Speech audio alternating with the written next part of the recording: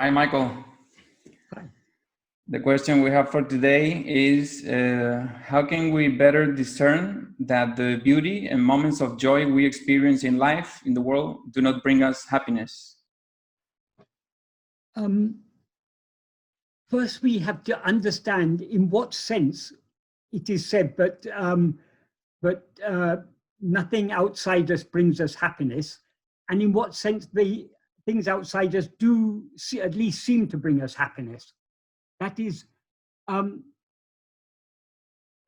when we desire something and that desire is fulfilled, that desire is fulfilled by achieving something something external to ourselves. Because of the satisfaction of that desire, the desire which was agitating our mind temporarily subsides. And because the mind is in a calmer state, the happiness that is already within us shines forth. So in a certain sense, material things do bring us happiness, but they don't bring us happiness. The happiness isn't coming from those material things. It's coming from within ourselves. So we don't actually need to fulfill our desires to attain happiness. We can find the happiness directly within ourselves. So we first need to be clear about in what sense. But Bhagavan has said there's no happiness whatsoever in any of the things of the world, which is obviously the case. But the things of the world nevertheless do seem to give us happiness, but they give us happiness because of our desire for them. When our desire is satisfied, the agitation of our mind is temporarily calmed down, and the happiness, the more the mind subsides, the more the happiness that is our real nature shines forth. The more the mind is agitated, the more our real nature, which is happiness, is concealed.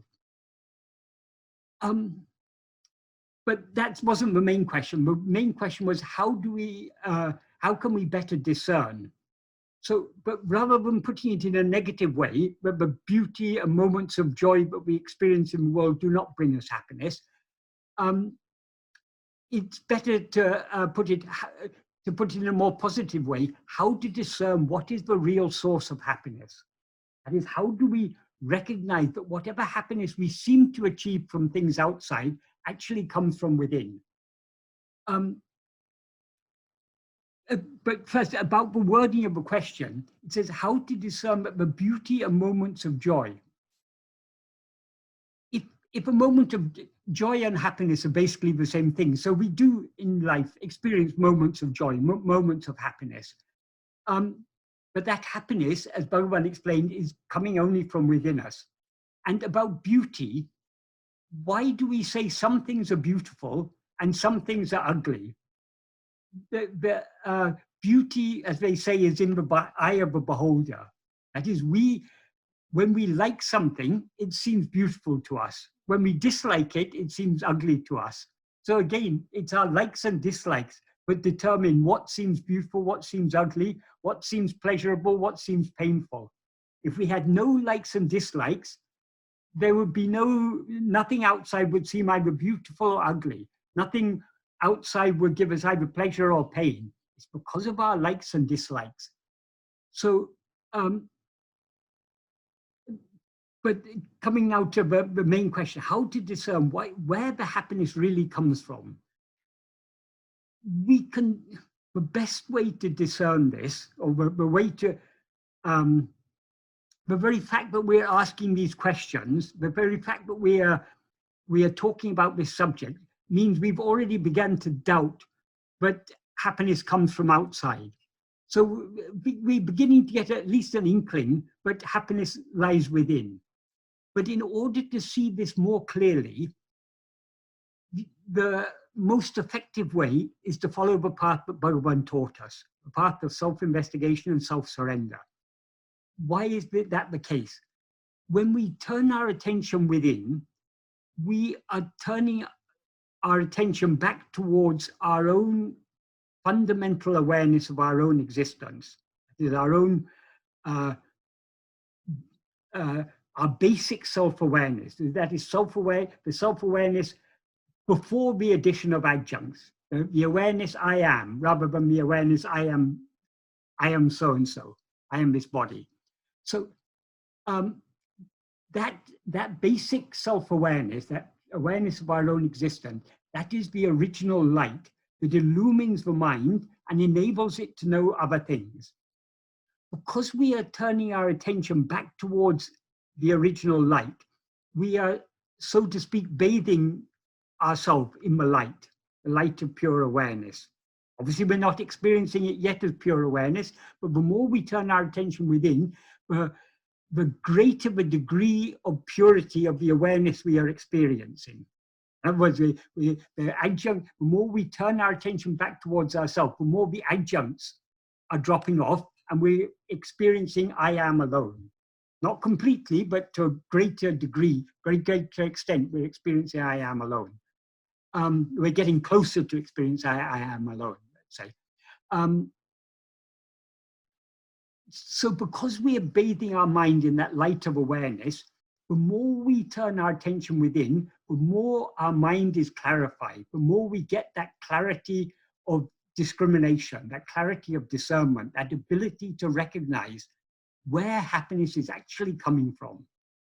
So the more we practice this part of self-investigation, and self-surrender, self-investigation and self-surrender are ultimately one and the same thing, because self-surrender is the subsidence of the mind. The subsidence of the mind is brought about by self-investigation. Because our fundamental awareness of our own existence, our fundamental self-awareness, I am, is the original light that illumines the mind and enables it to know other things. The more we turn our attention within, the more we are bathing our mind in that light. And thereby, the greater the degree of clarity we experience from within. So as the mind becomes clearer and purer and clearer, we are able to discern more clearly where happiness actually comes from. But happiness comes only from within ourselves and not from the things outside. We're able to recognize what Bhagavan has explained to us about it's the satisfaction of our desires. The desires agitate our mind. When our desires are satisfied, that agitation subsides, and therefore we experience the happiness that is already within us. Happiness isn't coming from any of the things that we desire, but only from within ourselves. The desires, the raging of desire in our mind is what obscures the happiness. When that desire is temporarily satisfied, we experience a little bit of the infinite ocean of happiness that is our real nature. So that the answer to the question, how can we better discern this, is by putting into practice what Bhagavan has told us, by patiently and persistently continuing with this practice for as long as it takes. This spiritual path is, in many senses, it's a process of, it's a slow process of growth. Inner maturity, clarity is slowly blossoming within us. So if all we have to do is to persevere in following the path that Bhagavan has shown us. So long as we do that, everything else will be will come naturally. So that's all that is required, is persistent practice. Mm-hmm. With this, Michael, this is precisely the moments of happiness and the beauty of life. Let's say it's like the piece of the cake that it's harder to let go of, because the sorrows and pains, everyone wants to get rid of those. But beauty, happiness, friendships, yes, and things that we derive pleasure from, that's even harder than the darker side of life. The happiness is not coming from outside ourselves. The happiness is already within ourselves. Our desire for things outside ourselves is what obscures the happiness that is already within us. So rather than constantly seeking to satisfy our desires, getting rid of our desires is the way to be happy. If we don't have desires, then we'll be perfectly happy. Desire is the very antithesis of happiness. Everybody has their preferences and their likes, and but when that happens, for example, it's harder to inquire, maybe because we are, as egos, or we are enjoying those moments, and maybe it Yes, might be yes, harder, but even though we've heard and we've read that happiness comes from within ourselves. yes, but the more clarity we have, the more we are able to discern where the happiness actually comes from, we will not be so easily distracted by the pleasures that we seem to derive from things outside. Because that pleasure, that happiness that we seem to derive is actually coming only from within ourselves. So it's all a matter, all that is required is that we persevere in the practice. If we persevere in the practice, the clarity will come and everything will fall into place. And the more clarity comes, the more love we will, because we are able to clearly discern where happiness comes from, we will have our proportionate to the clarity we have, we will have love to turn within. And to the extent we have love to turn within, we will lose the desire or attachment and the likes and the dislikes for other things. So we'll be less easily deluded by the seeming pleasures of life.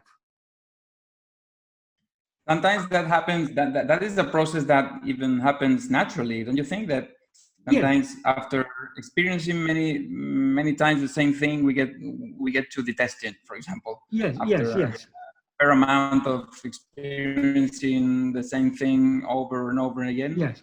That happens naturally. Once someone asked Bhagavan, Bill, we've heard your teaching so many times, and we understand, but happiness doesn't lie in external things. Why is it the mind keeps on going out after other things? Bhagavan said, because you haven't had enough of it yet. So it's only when we've been disappointed enough times will we learn the lesson that happiness doesn't come from anything external to ourselves.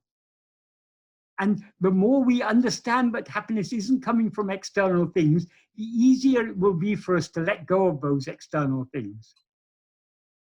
So that's a significant moment, actually, that when we get to detest something after experiencing so many times, that's something that used to bring us so much happiness. No, it's like yes, like a clue or something. Yes. Happiness. Not. And even if we still derive some pleasure from certain things, we are able to recognize the insubstantiality of that. That is, whatever happiness we seem to derive from fulfilling our desires, it's all very fleeting, because we satisfy one desire, we're happy. But very quickly another desire comes. So we never find happiness and satisfaction are one and the same thing. So we can never find satisfaction in external things. We may be temporarily satisfied, but it's very, very fleeting. And then the mind starts looking for something else. Why? Because our real nature is infinite happiness, infinite satisfaction. So no satisfaction other than infinite satisfaction will be sufficient to satisfy us. A little bit of satisfaction and it goes away, and we want something else, Because what we are all seeking is infinite satisfaction, infinite and eternal satisfaction. That is our real nature. And nothing less than that, nothing less than knowing our real nature will satisfy us, truly satisfy us completely.